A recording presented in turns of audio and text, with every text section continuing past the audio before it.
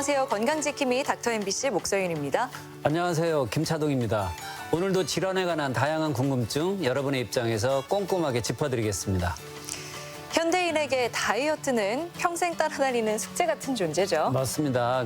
매년 신년초가 되면 빠지지 않고 등장하는 게 바로 이 다이어트인데요. 근데 실천하기가 쉽지 않아요. 지금 실천하고 계십니까? 다이어트를 시작하면 일단 음식량을 확 줄이고 운동량을 늘리는 방법을 선택하는 분들 많은데요. 그러면 너무나 허기지고 또 힘들어서 금방 맞습니다. 포기하는 분들 많습니다. 네. 그래서 요즘에는 열심히 챙겨 먹으면서 효율적으로 운동하는 건강한 다이어트가 대세라고 합니다. 네, 그래서 오늘은 원광대학교 병원 가정의학과 한아름 교수와 함께 다이어트 운동 효과를 위한 식단과 영양 처방에 대해 자세히 알아보겠습니다. 요즘에는 다이어트에도 전략이 필요합니다. 단순히 먹는 양만 줄이면 근육량과 기초 대사량이 감소해 체중 감량 속도가 떨어지게 되는데요. 그래서 다이어트를 목적으로 운동을 할 때 좀 더 효과적인 식단과 영양소의 공급이 무엇보다 중요합니다. 그래서 오늘은 가정의학과 전문의 한아름 교수와 함께 다이어트 운동 효과를 위한 식단과 영양 처방에 대해 알아보겠습니다. 네, 교수님 안녕하세요. 안녕하세요. 네. 반갑습니다. 오늘 주제가 네. 제 관심사이기도 합니다. 효과적인 운동과 다이어트를 위한 영양소 섭취인데요. 그만큼 우리가 무엇을 먹는지가 운동 수행 능력과 또 건강과 관련이 있는 거겠죠? 네, 맞습니다. 물론 영양소와 운동 수행 능력 간의 상관관계는 여러 연구마다 조금씩은 다르거든요. 예. 상반된 의견이 있긴 한데요. 예를 들어 라면만 먹고 마라톤을 하는 경우 그냥 아주 잘 짜여진 영양 설계를 통해서 마라톤을 하는 게 훨씬 우승할 확률이 높은 것처럼 자신에게 맞는 그리고 운동 수행 능력에 맞는 영양소와 식단을 한다면 좀 더 다이어트나 아니면 체중 감량 그리고 운동 수행 능력에 도움이 될 거라 생각이 됩니다. 예. 그러면 다이어트를 목적으로 한다면 어떤 운동을 해야 되고 또 어느 정도, 그러니까 시간을 의미하는 겁니다. 어느 정도의 운동량을 해야 되는지요? 보통 어떻게 하시냐면 초반에 열의에 불타서 3시간, 4시간씩 운동을 하고 지쳐서 나중에는 운동을 안 하시는 경우가 있어요. 근데 초반에는 사실 운동을 안 해도 식단만 잘해도 체중이 빠집니다. 근육이 빠지면서 수분도 빠지고 체지방도 살짝 빠지면서 그렇게 되거든요. 근데 나중에는 식단을 아무리 철저히 해도 체중이 감량되지 않는 순간들이 오거나 더디게 감량되기도 하거든요. 이제 그러니까 그때부터는 운동 강도를 늘려주고 시간도 좀 늘려줘야 됩니다. 이제 체중 감량을 목적으로 운동을 할 경우에는 충분한 유산소 그리고 근력 운동을 해줘야 되는데 유산소는 수영이라든지 사이클 빠르게 걷기가 있어요. 근데 빠르게 걷기를 했을 때 자신이 이제 힘드니까 이 정도면 충분하다 하고 근력 운동을 따로 안 하시는 경우도 있어요. 네. 근데 체중이 빠질 때는 근육의 양이나 근육의 질을 지키기가 굉장히 힘듭니다. 그래서 반드시 근력 운동을 해줘야 되는 거고 유산소는 매일 해줘야 되겠지만 근력 운동은 근육의 회복을 위해서 일주일에 3번, 그러니까 격일로 하는 거죠. 그렇게 해주는데 양을 물어보신다면 그렇습니다. 한 세트를 했을 때 자신이 할 수 있는 가장 횟수를 한 세트를 했을 때 자신이 할 수 있는 횟수를 채워주시고 그 세트를 한 3번에서 4번 정도 반복하는 걸 이제 추천드리고 있습니다. 네. 그동안 너무 쉽게 했었나 봐요, 저는. 예. 네, 방금 말씀하신 것처럼 이제 다이어트를 위해서는 유산소는 매일 해주고 근력 운동도 병행을 해줘야 하는데요. 사실 운동의 강도에 있어서 좀 궁금증을 갖는 분들도 많으시거든요. 네. 유산소 운동의 경우도요, 하는 것도 중요해요. 규칙적으로 하는 거, 지속적으로 하는 것도 중요하지만 강도와 시간을 너무 낮게 설정을 하시면 체중 감량 효과가 없습니다. 근데 이제 개개인의 질환과 상태에 맞게 그리고 운동 수행 능력에 맞게 늘려주셔야 되겠지만 운동을 전혀 안 했던 분들은 한 20분 정도로 시작을 하셔서 늘려서 결국엔 40분에서 50분을 채워주셔야 돼요. 네, 강도도 굉장히 중요하다고 말씀을 드렸는데 심박수로 강도를 측정을 한다면 헬스장에서는 심박수 측정할 수가 있거든요. 근데 최대 심박수에 50에서 시작을 해서 나중에는 70 이상을 유지를 해줘야 돼요. 근데 최대 심박수는 어떻게 계산하시면 되냐면 220 마이너스 우리 이제 아나운서님의 나이 네. 20세시죠? 그러면 220 마이너스 20을 하면 거기 그게 최대 심박수가 돼요. 근데 거기에 50%로 시작을 하셔야 하잖아요. 네. 최대 심박수 100에서 시작을 해서 늘려서 140까지로 하시는 거죠. 그 정도의 강도가 되어야 체지방이 이제 분해될 수가 있는 거죠. 이제 근력 운동은 아까 말씀드렸듯이 1세트에 10회나 뭐 20회를 채우는 게 중요한 게 아니고 예. 내가 10회를 했는데 더 이상 할 수 없다라고 할 때가 최대 횟수인 거예요. 그렇게 해서 그 횟수를 한 3세트까지 뭐 많게는 5세트까지 이렇게 반복을 해서 해주시는 걸 이제 추천드리고 있습니다. 네. 지금 이제 다이어트를 위한 운동에 대해서 저희 얘기 나누고 있잖아요. 근데 일반적으로 운동하는 분들은 먹는 게 반이다. 그래서 먹는 것도 신경을 쓰는데 다이어트 목적이라면 일단 굶어야 된다는 선입견이 있는데 네. 운동 전에 그래도 간단하게 뭘 먹어야 될 것 같은데 어떤 음식이 좋을까요? 그게 다이어트 목적을 하는 것과 근육을 만드는 것과 아니면 뭐 축구라든지 농구에서 자신이 경기에서 이기는 것과는 조금 다른 거잖아요. 근데 제가 지금 말씀드리고 싶은 건 체중 감량을 목적으로 하는 운동이란 말씀이에요. 그러면 사실 공복 운동을 추천드려요. 그러니까 왜냐하면 제가 다이어트 운동을 할 때는 규칙성 그리고 지속성이 중요하다고 말씀을 드렸어요. 그래서 1시간 내에 규칙적으로 하는 게 중요하다고 했는데 1시간 운동을 하는데 뭔가를 먹고 한다면 사실 체지방을 태우는 효과는 떨어지는 거죠. 그래서 1시간 내에 다이어트 목적이라면 공복 운동을 추천을 드려요. 근데 어떤 분들은 축구를 하면서 살을 뺄 수도 있는 거잖아요. 근데 축구는 적어도 2-3시간 운동을 해야 되기 때문에 그 전에 탄수화물을 약간 섭취를 해주시는 게 도움이 되는데요. 탄수화물도 이제 어떻게 섭취하냐가 따라 다른데 운동 한두 시간 전에는 적어도 한두 시간 전에는 섭취를 해주셔야 되는 게 소화도 되고 흡수도 되고 그래야 되기 때문이고 어느 정도 소화가 돼야 운동할 때 불편함이 없기 때문이거든요. 가능하면 좀 부드러운 걸 맞아요. 예, 추천할까요? 부드러운 건데 1시간 전에 식사를 하실 때는 소화 흡수가 잘 되는 거. 이제 예를 들어 설명드리면 쉬우니까요. 바나나, 블루베리, 감귤류 같이 소화 흡수가 잘 되고 섬유질이 좀 적은 거. 그런 과일과 함께 이제 만약에 과일을 안 드실 경우에는 이제 식사를 하실 경우에는 잡곡밥에 일반 반찬 그 정도. 그러니까 탄수화물 위주로 드시는 걸 추천드려요. 왜냐면 뭐 지방이나 단백질도 에너지원이 되긴 하는데 탄수화물처럼 바로 에너지원으로 쓰이기 조금 힘들기 때문에 운동 전에는 1시간 전에 적어도 탄수화물 위주의 소화 잘 되는 식단을 추천드립니다. 네. 그 운동 전에 커피 드시는 분들 많은데 카페인 섭취는 뭐 운동 전에 어떤가요? 카페인 섭취는 운동 수행 능력을 증진시킨다고들 해요. 그게 맞는 말이고요.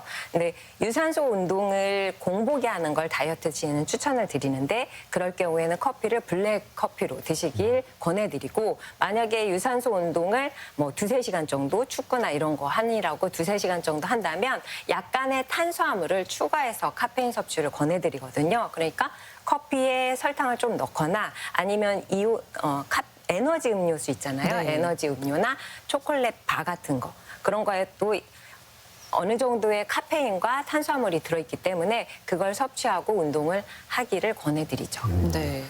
그러면 예를 들어 우리가 유산소 운동을 한 1시간 정도만 한다고 했을 땐 다이어트 목적이라면 그 전에 탄수화물을 섭취하는 게 별로 도움이 안 될 것 같은데 어떤 경우에 운동 전에 탄수화물을 먹으면 좋을까요?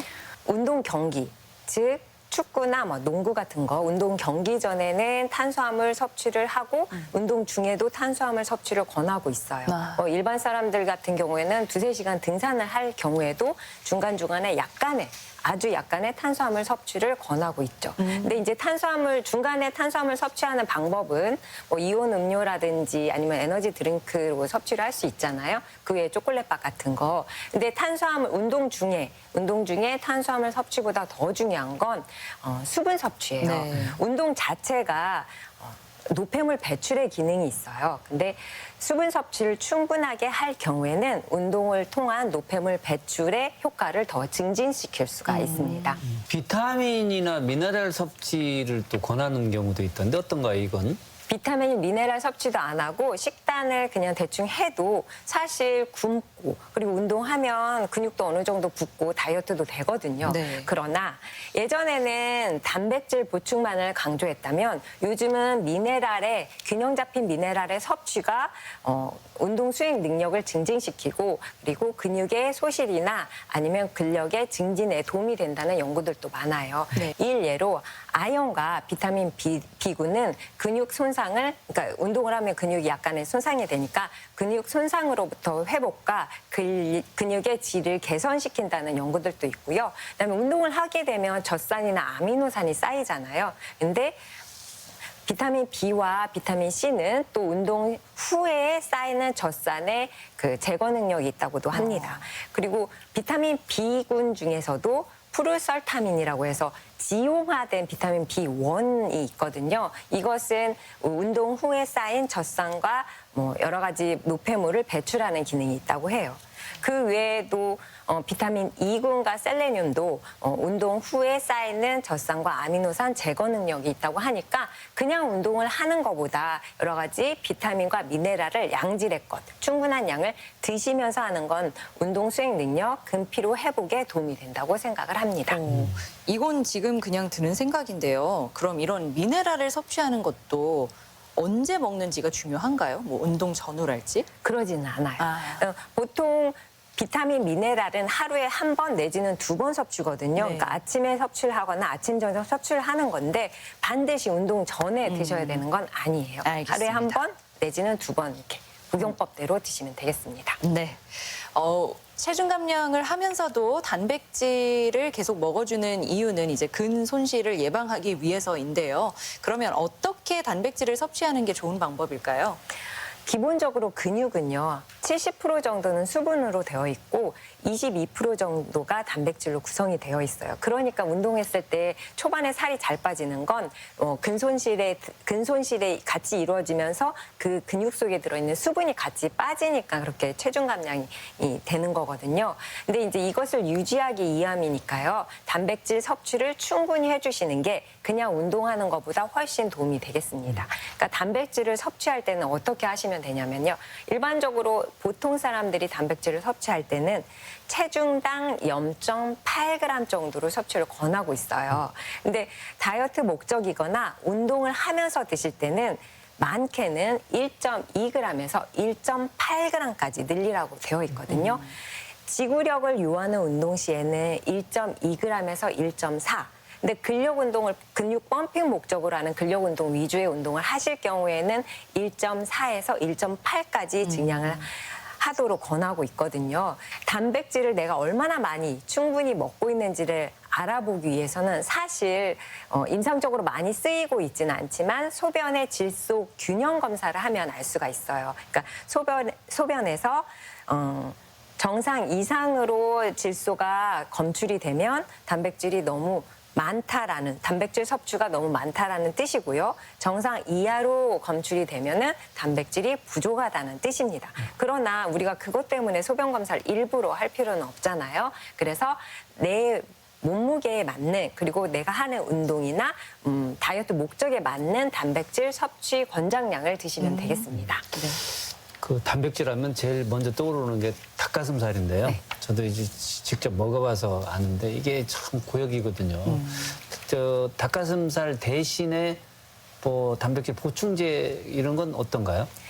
닭가슴살을 완전히 대신할 수는 없어요. 사실 가장 좋은 건 식단, 음식을 통해서 단백질을 다 섭취하는 건데요. 그건 사실 말씀하셨듯이 너무 힘들잖아요. 단백질이 닭가슴살에만 들어있는 건 아니고 소고기, 돼지고기, 해물류 그리고 계란은 유제품에도 포함이 되어 있어요. 근데 이런 식단으로 단백질을 충분한 양을 섭취할 경우에는 칼로리가 항상 오버가 됩니다. 그래서 어느 정도는 닭가슴살 아니면 음식으로 섭취를 하는데 나머지 부족한 부분은 단백질 보충제를 통해서 섭취할 걸 권해드리고 있어요. 그러니까 피치 못하게 단백질이 부족한 식단에 첨부를 하거나 아니면 간식으로 뭐 빵이나 다른 걸 드시느니 차라리 단백질 파우더를 한 잔 타서 드시는 걸 권해드리고 있죠. 네.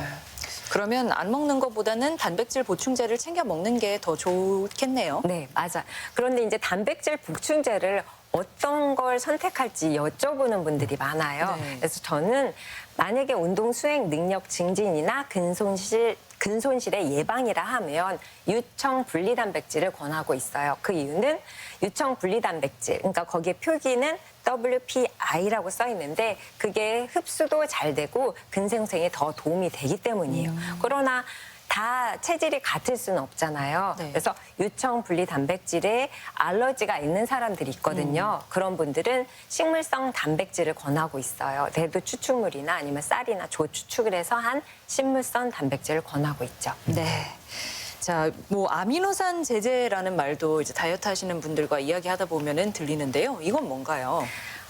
여러 종류의 아미노산이 있어요. 결국 단백질이 분해됐을 때 아미노산 형태를 띠는데요.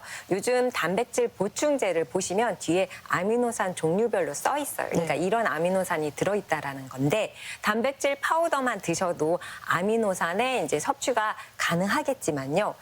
운동 수행 능력이나 목적에 따라서 어떤 아미노산, 어떤 특정 아미노산은 좀 더 많이 먹어주는 게 도움이 돼요. 그러니까 대표적으로 들어보셨을 텐데 아르기닌, BCAA 그리고 크레아틴입니다.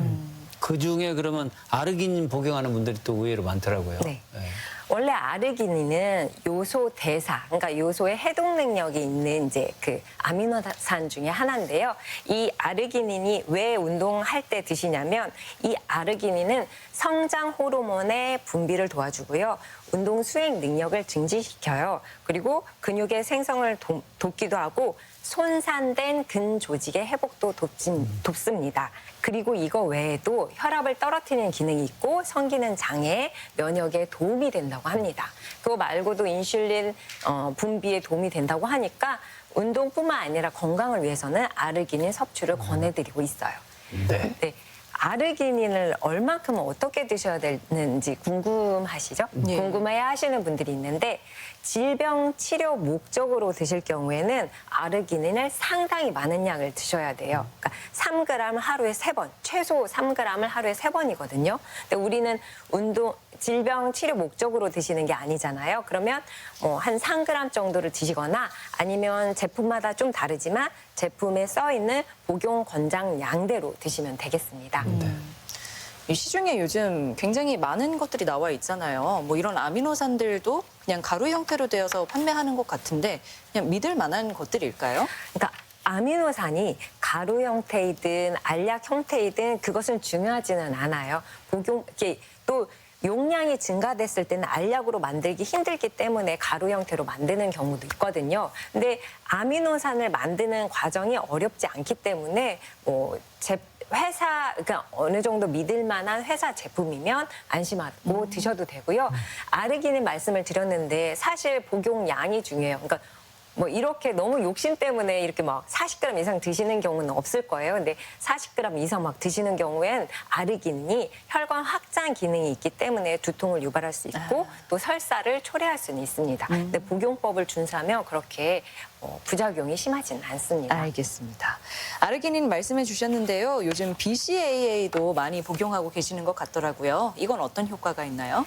BCAA는 아미노산 중에서도 3가지 분주 세 아미노산을 일컫는 말이에요. 네. 거기에는 발린, 루신, 아이소루신이 있거든요. 네. 이 3가지 아미노산을 묶은 이유가 있어요.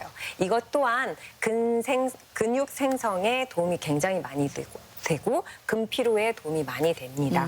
그거 말고도 운동 수행 능력을 증진시키고 있고 단백질 분해를 막아주거든요. 그러니까 얼핏 들어도 운동하면서 드시는 걸 추천하겠죠. 그렇네요. 근데 이 BCAA가 꼭 알약이나 이제 보충제 형태로 드셔야 될 필요는 없어요. 왜냐하면 육류나 그 닭가슴살에도 들어있거든요. 닭가슴살 100g에는 BCAA 5.5g 정도가 들어있습니다. 그러니까 BCAA를 충분히 먹어야 될 경우 닭가슴살 100g으로는 부족할 수는 있어요. 왜냐하면 성인 남성 권장량은 12g이고 여성 권장량은 9g 정도 되고 운동 강도나 아니면 시간에 따라서 10에서 20g 정도 드시라고 권하고 있거든요. 네. 그래서 이제 따로 닭가슴살을 드시지만 따로 보충제를 권하기도 하죠. 그 다이어트와 운동에 관한 뭐 여러 가지 관심들이 있다 보니까 크레아틴? 예, 크레아틴들 많이 복용하시던데 이건 효능은 어떻고 복용법을 좀 알아야 될 것 같은데요. 네. 크레아틴은 순간적으로 에너지를 공급해주는 아미노산입니다. 그러니까 아주 고강도의 근력 운동을 하기 전에 크레아틴을 복용을 권장하고 있어요. 단기간 내에 고강도 근력 운동. 근데 만약에 내가 다이어트를 할 때 그냥 약간 유산소 운동과 근손실을 예방할 정도의 근력 운동을 한다면 크레아틴을 복용할 필요는 없지만 내가 고강도로 단기간 근력 운동을 해서 근육을 좀 펌핑 시키고 싶으면 크레아틴을 복용을 권하고 있잖아요. 근데 이 크레아틴은 다른 아미노산과는 다르게 주의할 사항이 있어요. 드실 때 첫 번째 5g 이상을 넘기지 않는다. 두 번째 충분한 수분과 함께 섭취할 것. 세 번째 처음에는 복용량을 늘려서 섭취할 걸 권하고 있고요. 한 달 이상 지속적으로 섭취하지 않을 것을 권하고 있습니다. 신장에 무리가 갈 수 있기 때문인데요.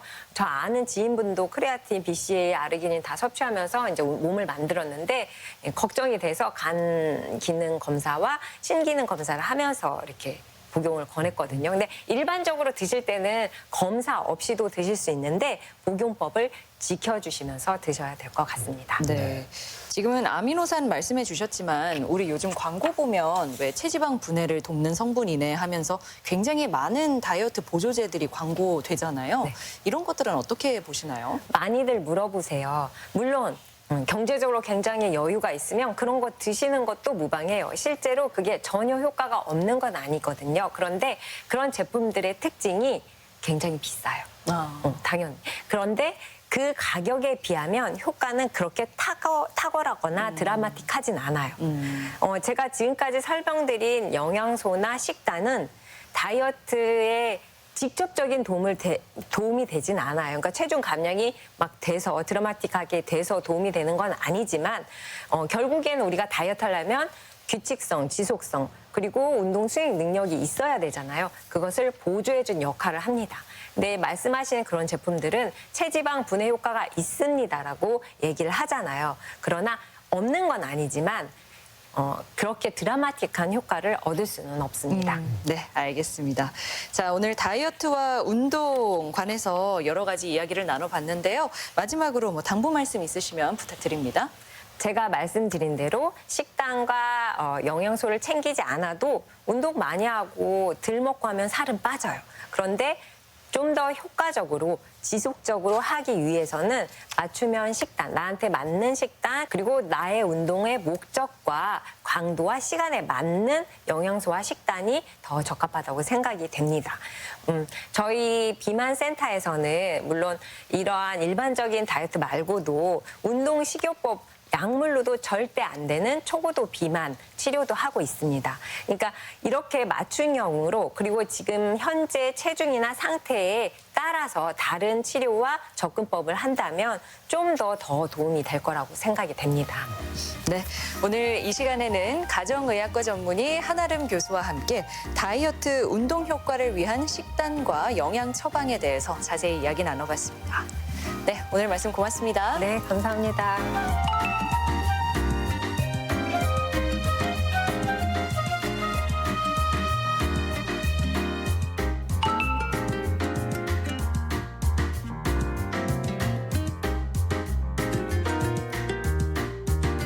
오늘은 다이어트 운동 효과를 위한 식단과 영양 처방에 대해서 알아봤는데요. 더 알고 싶거나 또 다른 질환에 대해서 궁금하신 분들 닥터 MBC가 시원하게 해결해 드리겠습니다. 네, 저희가 준비한 소식은 여기까지입니다. 다음 이 시간에 다시 찾아뵙겠습니다. 고맙습니다.